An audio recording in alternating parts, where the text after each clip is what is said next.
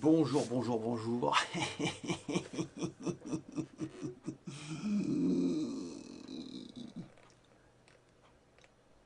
Bon, une Explorer.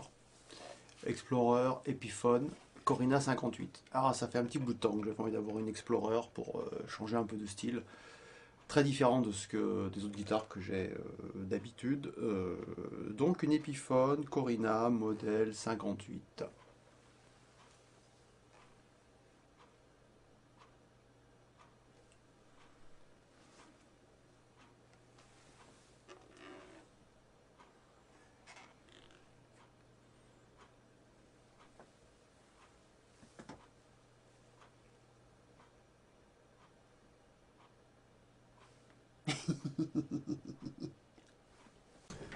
Alors, petit commentaire général sur la gratte, donc elle, je l'ai prise chez l'allemand Music Store, pas content du tout. Ils ont assez foiré sur la commande, de bout en bout, 4 mois de délai à l'arrivée, et encore il a fallu que je la demande parce que je suis allé voir sur le site qu'elle était enfin dispo, sinon ils me l'envoyaient même pas, enfin bon, process de commande très foireux de façon générale. Chez eux, c'est pas Toto, donc bah, assez déçu. Je prendrais vraiment chez Toto comme je fais d'habitude, et beaucoup moins chez eux. Sinon, côté guitare, au global, bon, je vous expliquerai ce que j'ai fait en modif comme d'habitude dessus. Sinon, côté contrôle qualité, bon, je ne l'ai pas renvoyé parce que c'était assez galère pour l'avoir. Sinon, par rapport au Harley Benton que je prends d'habitude, j'en ai 4. Donc Harley Benton, des grattes à entre 150 et 200 balles, quoi. Donc autant dire 3 fois rien pour une guitare. Donc celle-ci c'est quand même bon, 500 euros, donc c'est pas non plus très cher, mais c'est quand même entre 2 fois et demi et 3 fois plus cher que ce que je prends chez Harley. Contrôle qualité pas top, là j'ai un problème sur le manche, alors je sais pas si on va bien le voir ici.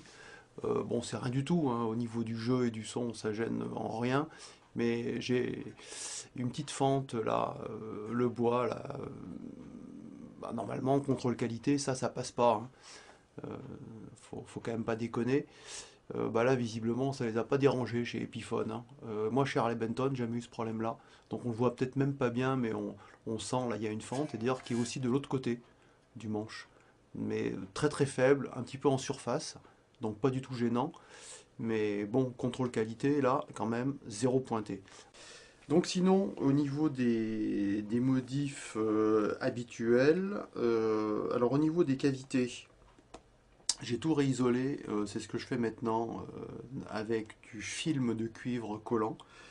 Et effectivement, aucun buzz, nickel. Je trouve que ça arrange vraiment le son. Donc je fais toute la cavité ici, en bas, là, sur le typique de l'Explorer. Donc la partie cavité arrière des potards. Et j'ai aussi fait toutes les cavités, enfin les deux cavités micro avec mon film de cuivre. Donc très très bien. En changement potard CTS, faudra que je revoie le câblage parce que le potard de Tone, je trouve, n'est pas assez progressif.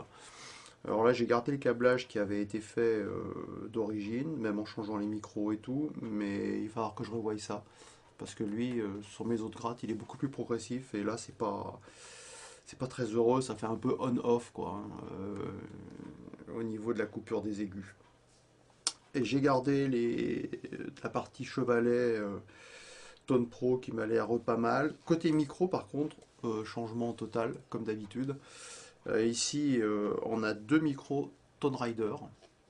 Et j'avais envie de faire un petit mixte entre un humbucker et un P90. Je me suis découvert beaucoup de plaisir avec eux, là, si je puis dire, sur une Harley Benton, la TE90. J'avais mis aussi des Tone Rider, des Hot 90, format standard. Celui-ci, c'est un P90 format humbucker. C'est le Rebel 90 de chez Tone Rider.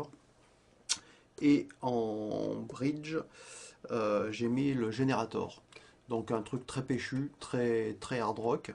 Et lui, un truc très bluesy, mais de la hargne et du punch. Le mariage des deux, quand on les met en parallèle, ça fait un son très bon aussi. Bah, justement, on va aller voir ça. Une micro bridge à 50%.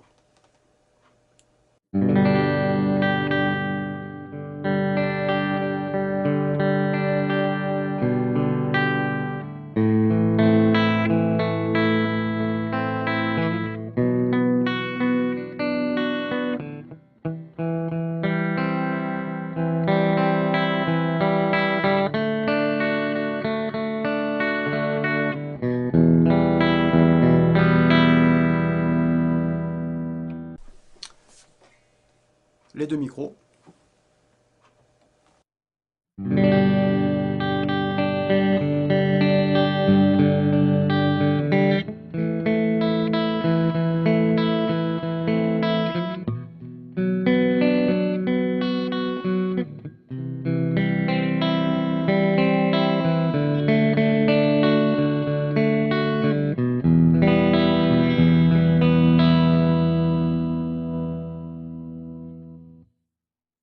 Et là, neck.